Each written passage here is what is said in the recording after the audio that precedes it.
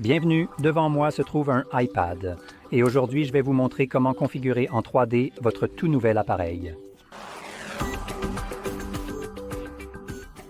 Donc, lorsque vous l'allumez pour la première fois, vous verrez le même écran que vous pouvez voir de mon côté. Et tout ce que vous devez faire est de sélectionner votre langue souhaitée, puis votre région.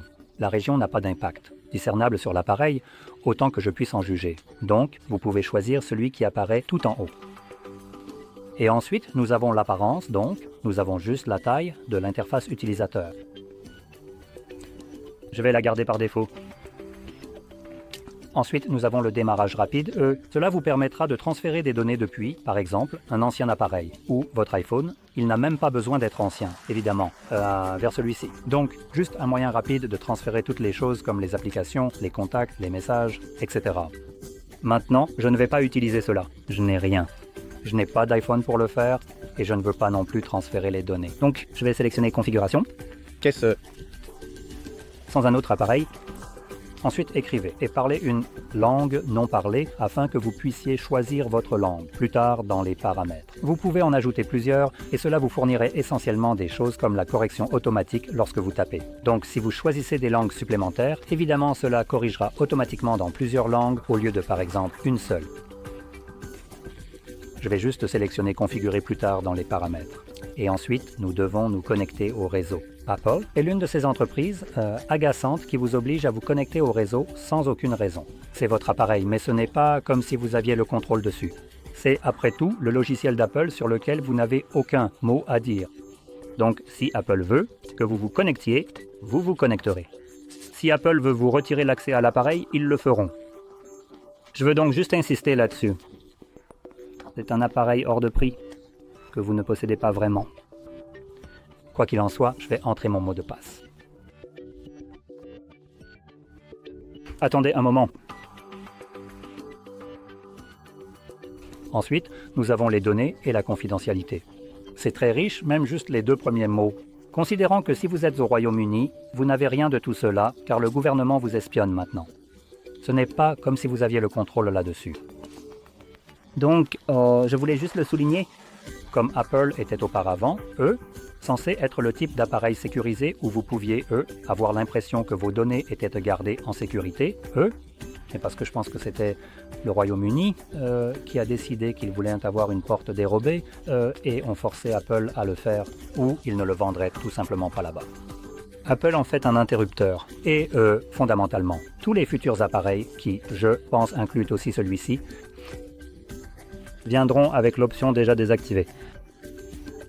Le gouvernement a maintenant accès à votre appareil, ce qui signifie que vos données ne sont pas sécurisées. Quelle surprise?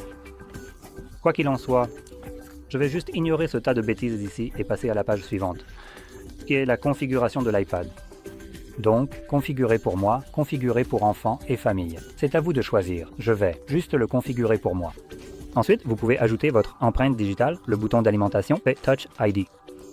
Si vous le souhaitez, vous pouvez le configurer, sinon vous pouvez passer cette étape, configurer plus tard dans les réglages et ne pas utiliser. Ensuite, vous avez l'option d'ajouter également un verrouillage d'écran, je pense que c'est optionnel, oui. Cliquez sur Options de code et vous pouvez choisir des choses comme le mot de passe alphabétique, un mot de passe numérique, un code numérique à 4 chiffres, ou simplement ne pas utiliser de code du tout. Et je vais dire ne pas utiliser.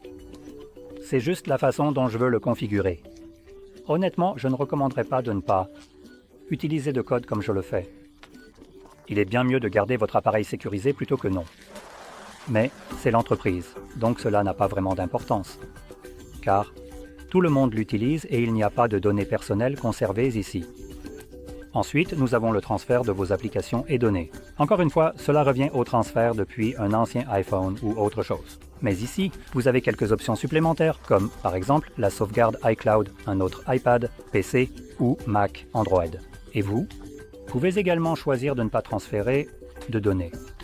Ensuite, nous avons le compte Apple alias Apple ID ou iCloud. Donc, vous pouvez vous connecter à cela. Il est probablement bon pour vous de vous connecter à cela car vous avez besoin d'un compte pour utiliser des choses comme par exemple l'Apple Store. Sans cela, vous ne pourrez vraiment accéder à presque aucun type d'application. Il n'y a pas de magasin tiers pour le moment à ma connaissance. Et s'il y en a un, je pense que vous devez toujours avoir accédé à l'App Store pour télécharger le magasin alternatif. Donc, dans tous les cas, vous voudrez probablement vous connecter maintenant. Si vous ne voulez pas le faire tout de suite, ou peut-être que vous ne voulez tout simplement pas vous connecter pour une raison quelconque, vous pouvez choisir ici d'autres options de connexion. Et puis, nous avons... en fait non, désolé, mot de passe oublié ou pas de compte. C'est là nous devons aller.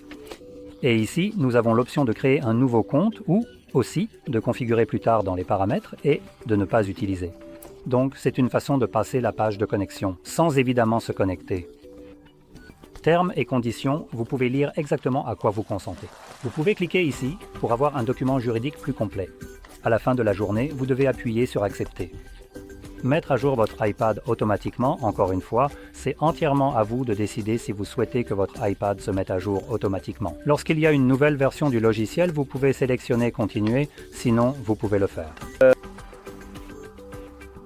Vous pouvez seulement sélectionner le téléchargement automatique uniquement. Il n'y a pas d'option pour que l'appareil ne télécharge pas la mise à jour. Donc, cela signifie que lorsqu'il y a une nouvelle mise à jour, votre appareil est encombré par la nouvelle.